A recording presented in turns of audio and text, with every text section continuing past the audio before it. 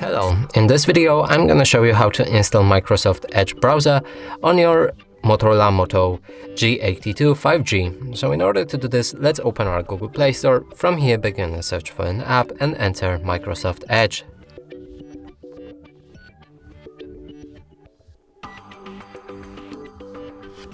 Select this app, click Install.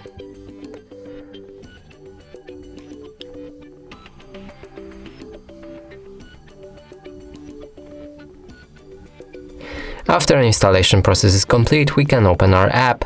From here you can sign in to synchronize other browsers or add account. I'm gonna do it later. Here you can enable or disable to share your data preferences. Now I'm gonna disable that, move to the next step. Also you can set Microsoft Edge as default browser, so let's do that. Here select Edge and set as default. And now our browser is ready, we can open any website. And that's it for this video, hope you like it. Please consider subscribing to our channel, leave a like and a comment below.